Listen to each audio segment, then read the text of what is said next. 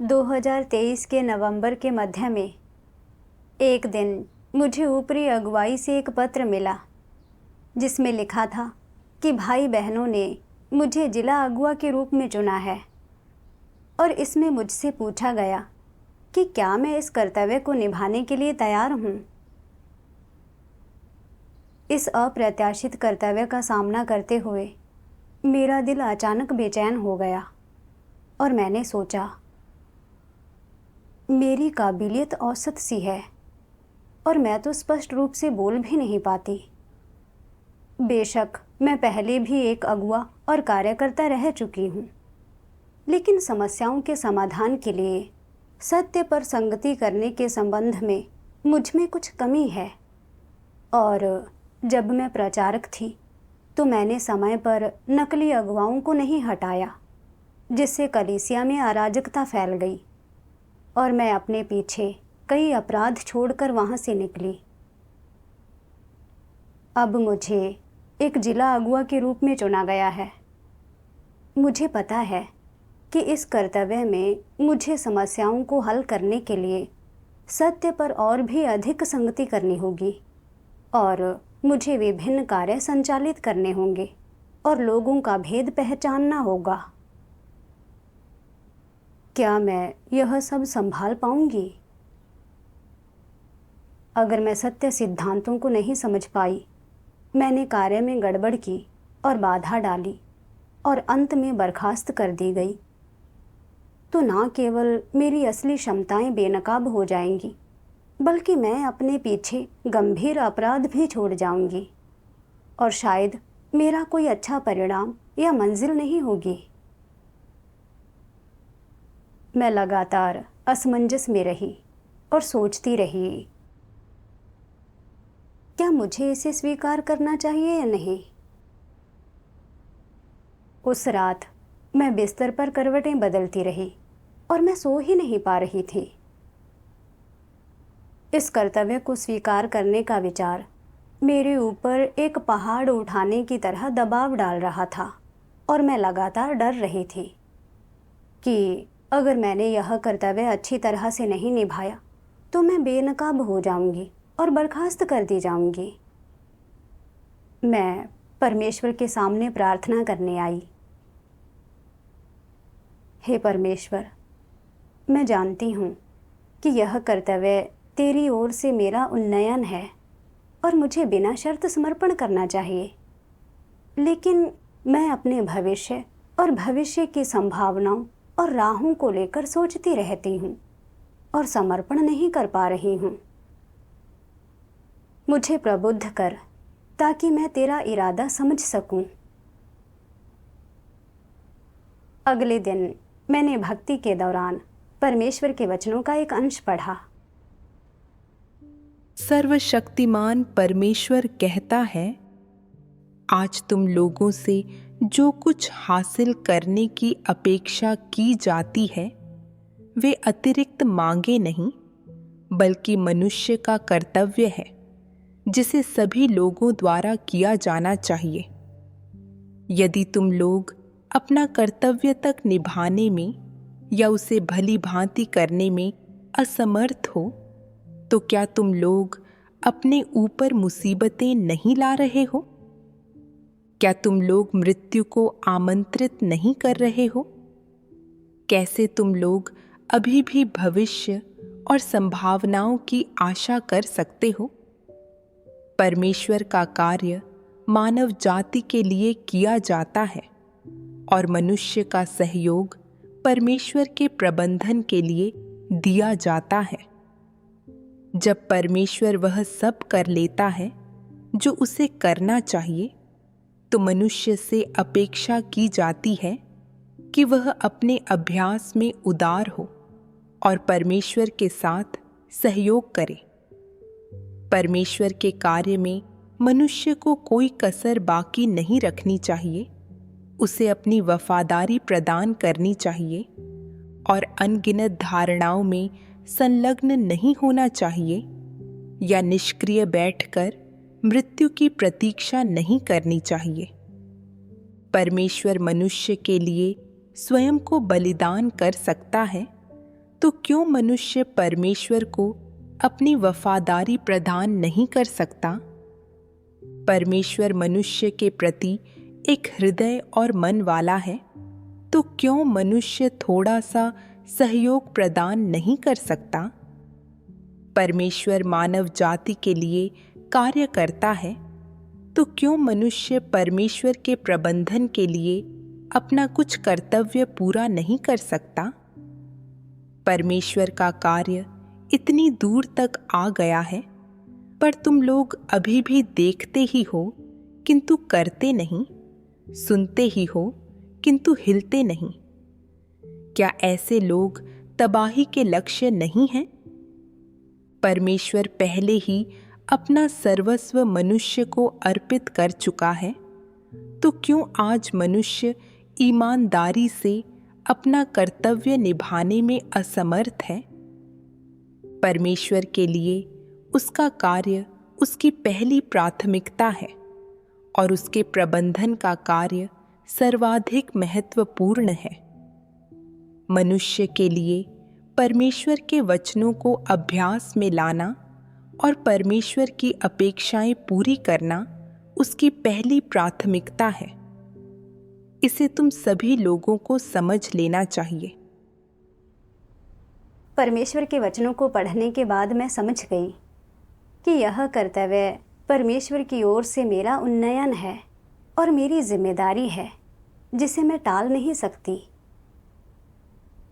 अगर मैं अपने भविष्य और मंजिल की रक्षा करने के लिए इस कर्तव्य को टालती या ठुकराती हूँ, तब मैं एक सृजित प्राणी के रूप में अपने जीवित रहने का वास्तविक उद्देश्य ही खो दूंगी। और अगर ऐसा होता है तो अंत तक परमेश्वर में विश्वास करने के बाद भी मुझे उसकी स्वीकृति नहीं मिलेगी। मैंने एक प्रचारक के रूप में अपने गुजरे दिनों के बारे में सोचा, जब मैंने कार्य में गड़बड़ी की थी और बाधा डाली थी और अपराध किए थे। फिर भी परमेश्वर ने मेरे अपराधों के अनुसार मेरे साथ व्यवहार नहीं किया था। अब कलीसिया मुझे फिर से एक अगुआ के रूप में कर्तव्य निभाने का अवसर दे रही थी, इसलिए मैं अब इसे और टाल नहीं सकती थी।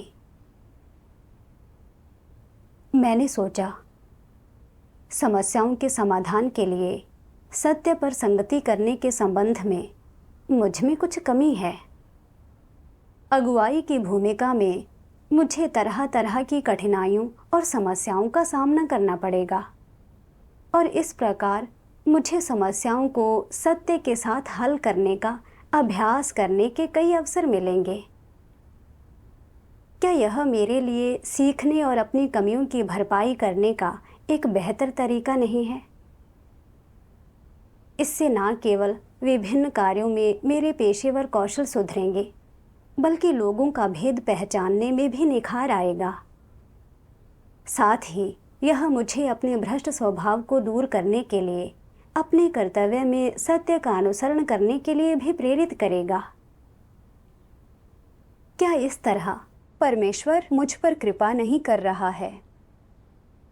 मुझे एहसास हुआ कि परमेश्वर का प्रेम कितना महान है, और मुझे यह भी समझ में आया कि अगर मैं स्वार्थी और घृणित बनी रही और मैंने अपने कर्तव्य को ठुकराकर खुद की रक्षा करने की कोशिश की, तो मैं परमेश्वर के श्रम साध्य इरादों से विश्वासघात कर रही होंगी।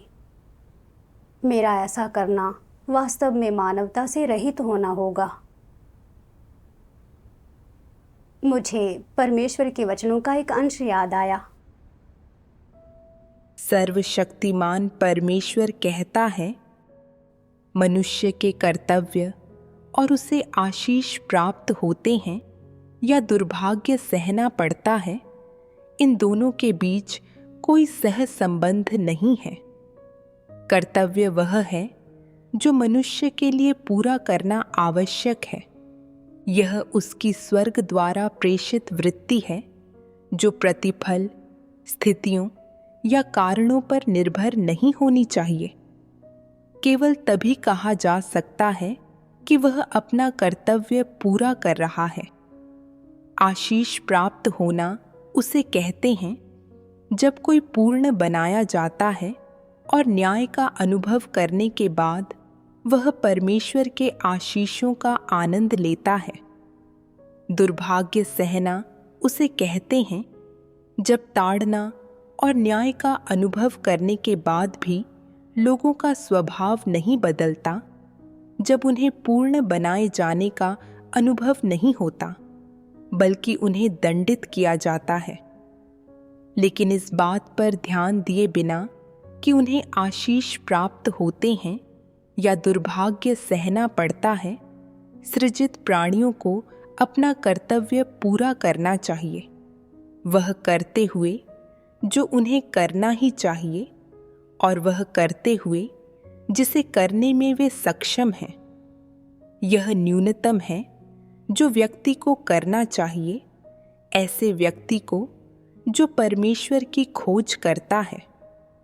तुम्हें अपना कर्तव्य केवल आशीष प्राप्त करने के लिए नहीं करना चाहिए और तुम्हें दुर्भाग्य सहने के भय से अपना कार्य करने से इनकार भी नहीं करना चाहिए। मैं तुम लोगों को यह बात बता दूं, मनुष्य द्वारा अपने कर्तव्य का निर्वाह ऐसी चीज है जो उसे करनी ही चाहिए, और यदि वह अपना कर्तव्य करने में अक्षम है तो यह उसकी विद्रोहशीलता है।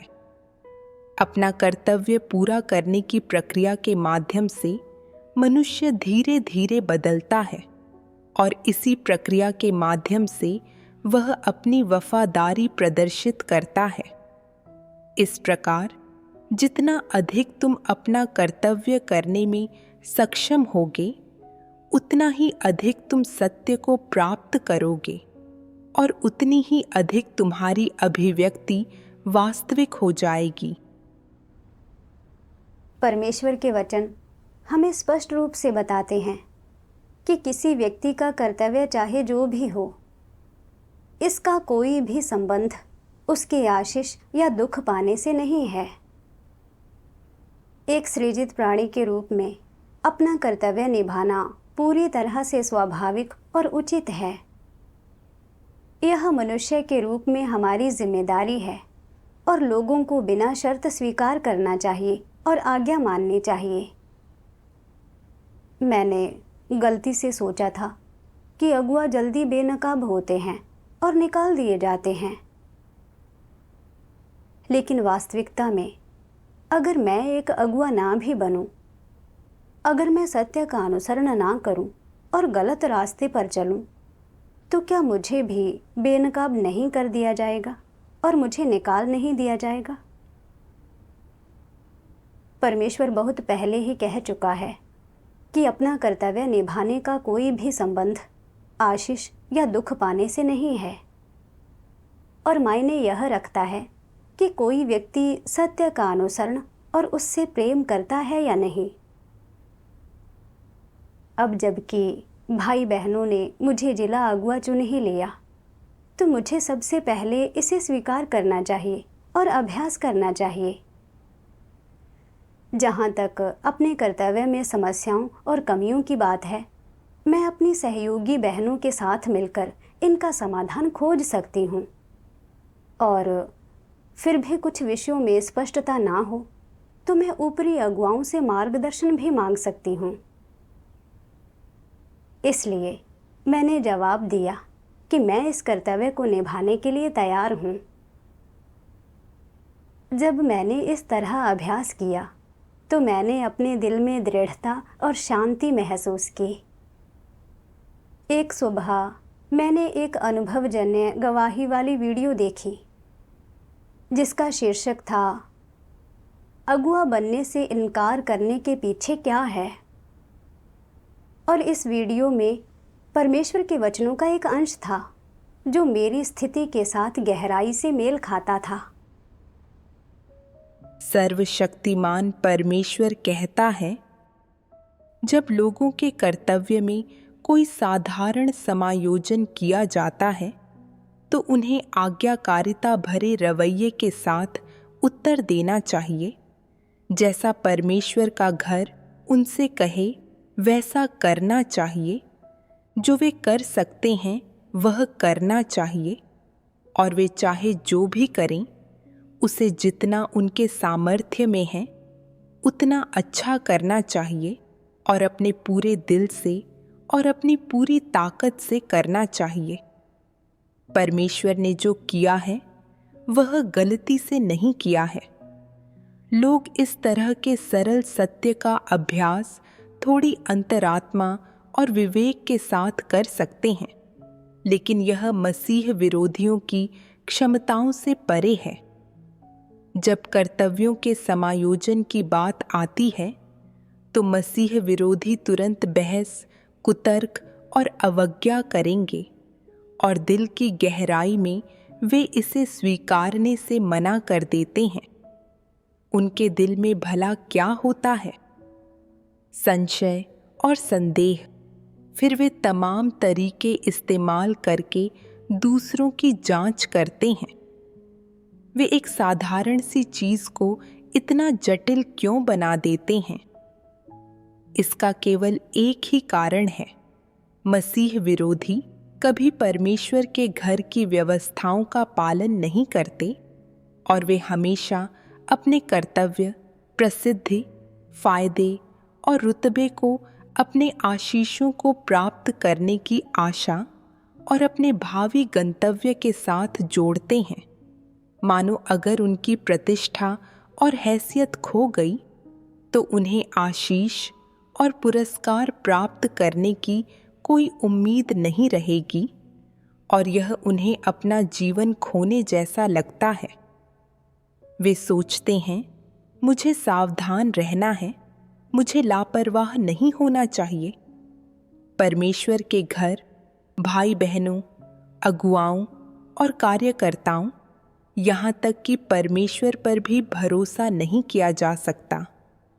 मैं उनमें से किसी पर भरोसा नहीं कर सकता।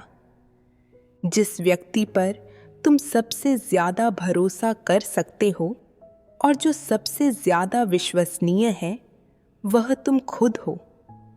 अगर तुम अपने लिए योजनाएं नहीं बना रहे तो तुम्हारी परवाह कौन करेगा? तुम्हारे भविष्य पर कौन विचार करेगा? कौन इस पर विचार करेगा कि तुम्हें आशीष मिलेंगे या नहीं? इसलिए मुझे अपने लिए सावधानी पूर्वक योजनाएं बनानी होंगी और गणनाएं करनी होंगी। मैं गलती नहीं कर सकता या थोड़ा भी लापरवाह नहीं हो सकता, वरना अगर कोई मेरा फायदा उठाने की कोशिश करेगा तो मैं क्या करूंगा?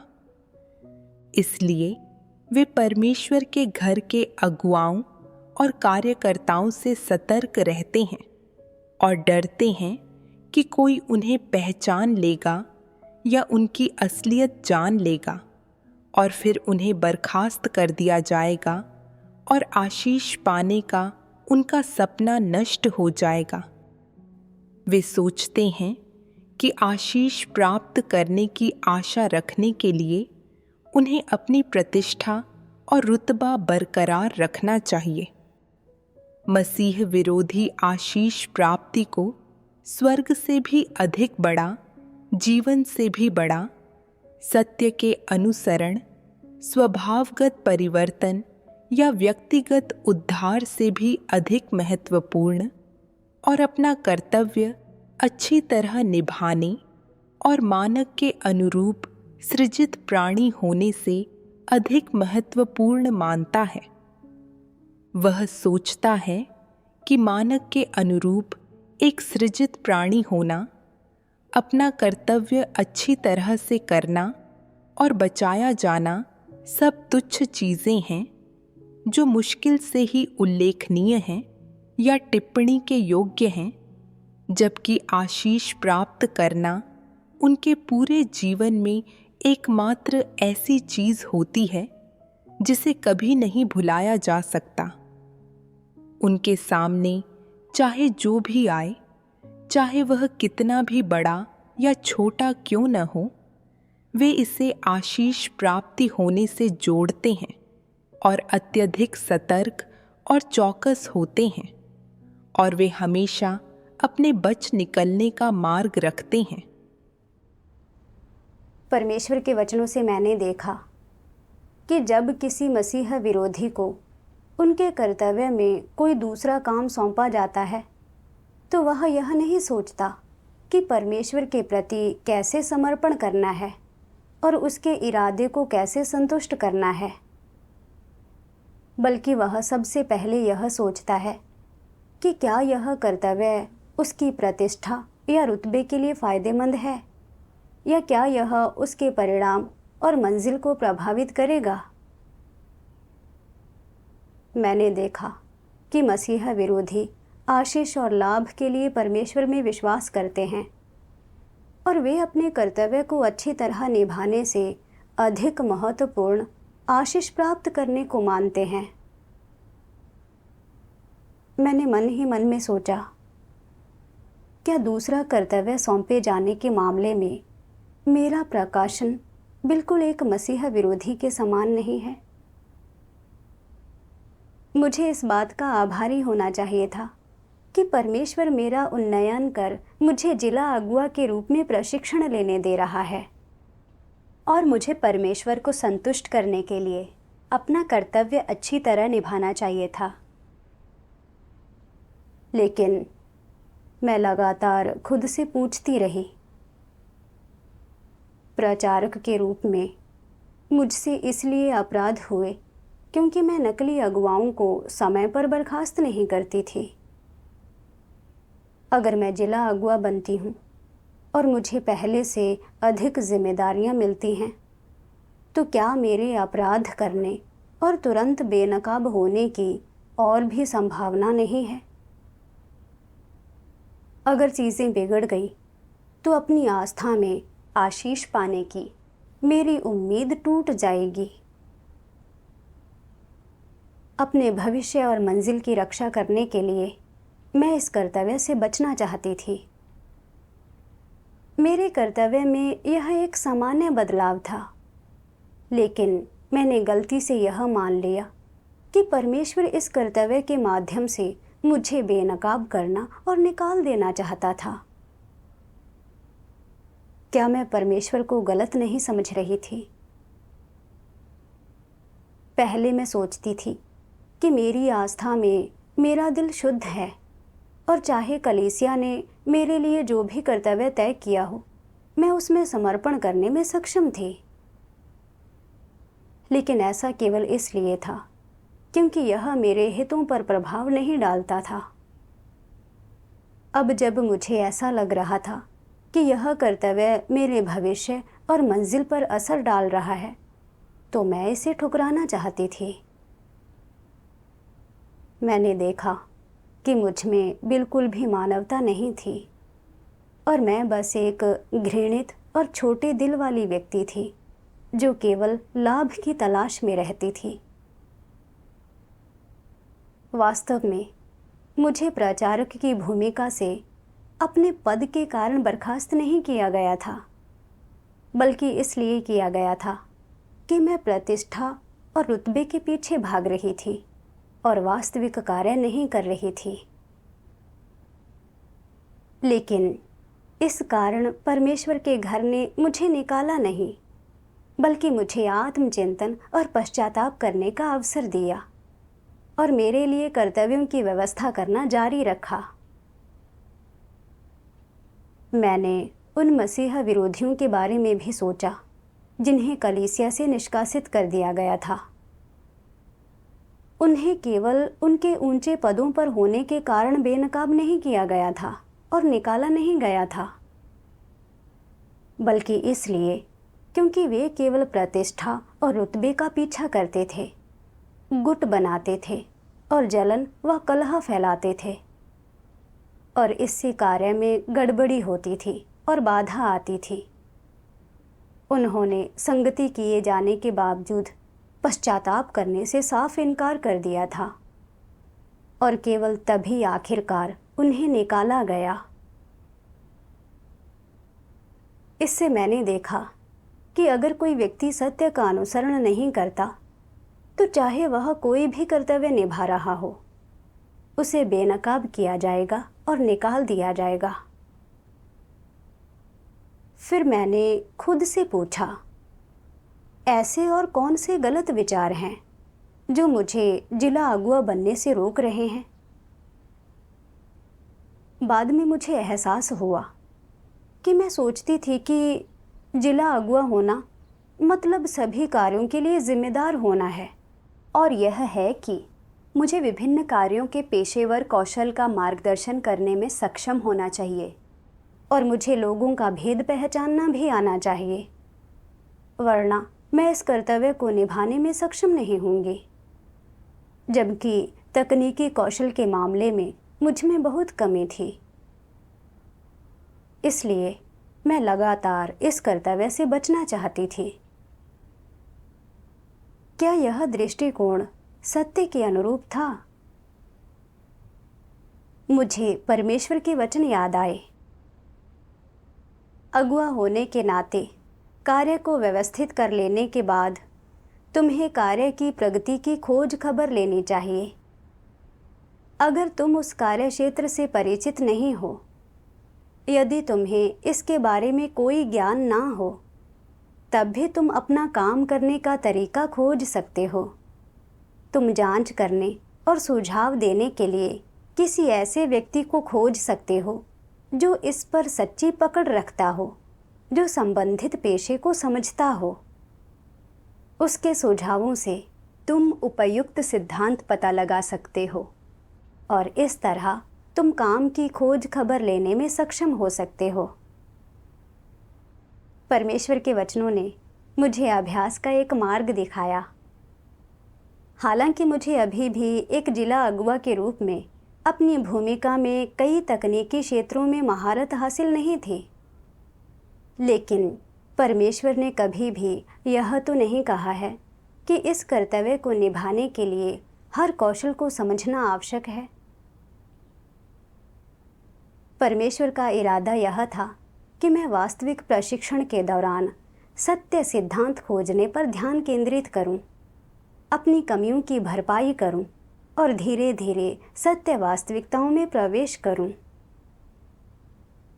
मेरे तकनीकी कौशल में कमी थी, इसलिए मुझे उन भाई बहनों से सहयोग लेना चाहिए जो इन कार्यों को समझते हैं, और एक साथ मिलकर हम अपने कार्य में गलतियों और मसलों के समाधान के लिए सत्य सिद्धांत खोजने में सक्षम रहेंगे।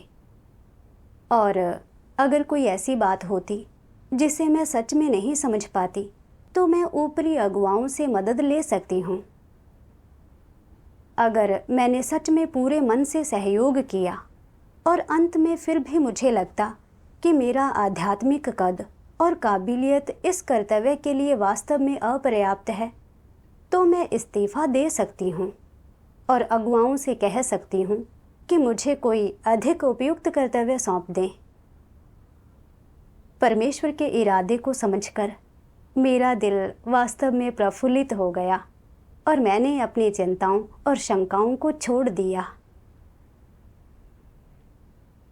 जनवरी 2024 में ऊपरी अगुवाई को पता चला कि मेरे पर्यवेक्षण में चल रहे सिंचन कार्य के परिणाम अच्छे नहीं थे और सिंचनकर्ता कोई प्रगति नहीं कर रहे थे और नए लोगों को विकसित करने पर ध्यान नहीं दे रहे थे। इसलिए उन्होंने पत्र लिखकर पूछा कि क्या हमें ये समस्याएं हो रही हैं और हम सिंचन कार्य पर कैसे नज़र रख रहे हैं। मैं चौंक गई और मैंने सोचा, मैं मुख्य रूप से सिंचन कार्य के लिए जिम्मेदार हूँ और रोज व्यस्त रहती हूँ। मुझे अपने कार्य में ये सारी समस्याएं कैसे नज़र नहीं आई। ऐसा लगता है कि मेरे कार्य करने की क्षमता सच में कमज़ोर है। मैं फिर से चिंतित हो गई और मैंने सोचा, अगर सिंचनकर्ता नए लोगों की अच्छी तरह से सिंचाई नहीं करते और वे चले जाते हैं, तो क्या मैं अपराध नहीं कर रही होंगी? क्या इसका मतलब यह नहीं होगा कि मेरा परिणाम अच्छा नहीं होगा? मुझे एहसास हुआ कि मैं फिर से अपने परिणाम और मंजिल पर विचार कर रही थी और मुझे परमेश्वर के कुछ वचन याद आए। सर्वशक्तिमान परमेश्वर कहता है, तुम लोगों में से प्रत्येक को अपना कर्तव्य खुले और ईमानदार दिलों के साथ निभाना चाहिए और जो भी कीमत ज़रूरी हो उसे चुकाने के लिए तैयार रहना चाहिए। जैसा कि तुम लोगों ने कहा है, जब दिन आएगा तो परमेश्वर ऐसे किसी भी व्यक्ति के प्रति लापरवाह नहीं रहेगा जिसने उसके लिए कष्ट उठाए होंगे या कीमत चुकाई होगी। इस प्रकार का दृढ़ विश्वास बनाए रखने लायक है और यह सही है कि तुम लोगों को इसे कभी नहीं भूलना चाहिए। केवल इसी तरह से मैं तुम लोगों के बारे में निश्चिंत हो सकता हूँ, वरना तुम लोगों के बारे में मैं कभी निश्चिंत नहीं हो पाऊंगा और तुम हमेशा मेरी घृणा के पात्र रहोगे। अगर तुम सभी अपनी अंतरात्मा की आवाज़ सुन सको और अपना सर्वस्व मुझे अर्पित कर सको, मेरे कार्य के लिए कोई कोर कसर न छोड़ो और मेरे सुसमाचार के कार्य के लिए अपनी जीवन भर की ऊर्जा अर्पित कर सको, तो क्या फिर मेरा हृदय तुम्हारे लिए अक्सर हर्ष से नहीं उछलेगा? इस तरह से मैं तुम लोगों के बारे में पूरी तरह से निश्चिंत हो सकूंगा या नहीं? परमेश्वर का इरादा हमें पूर्ण करना है ताकि हम अपने कर्तव्यों को निभाते हुए सत्य के सभी पहलुओं में प्रवेश कर सकें। मैंने इस बात पर चिंतन किया कि मैं वास्तविक कार्य क्यों नहीं कर पाई। मैंने सिंचन कार्य में होने वाली गड़बड़ियों और समस्याओं को समय पर हल नहीं किया, जिसके कारण नए लोगों के सिंचन की प्रभावशीलता पर असर पड़ा। मुझे तुरंत इन गड़बड़ियों को सुधारना था और इन मामलों का समाधान करना था। केवल ऐसा करके ही मैं वास्तव में अपनी जिम्मेदारियों को पूरा कर सकती थी। इसलिए मैंने अपने कार्य में हुई गड़बड़ियों और समस्याओं को ईमानदारी से ऊपरी अगुवाई को रिपोर्ट किया और सिंचनकर्ताओं की दशाओं और नए लोगों की समस्याओं को वास्तविक रूप से हल किया। सिंचनकर्ताओं को भी यह एहसास हो गया कि सत्य से सुसज्जित होना कितना महत्वपूर्ण है और अपने कर्तव्यों में अभ्यास का मार्ग मिल गया। मुझे यह महसूस हुआ कि अगर हम परमेश्वर के प्रति अपनी सतर्कता की भावनाओं को छोड़ दें, अपने भविष्य और मंजिल के बारे में ना सोचें और पूरी तरह से अपने कर्तव्यों में लग जाएं, तो अपने कर्तव्य निभाते हुए हम परमेश्वर का मार्गदर्शन देख पाएंगे।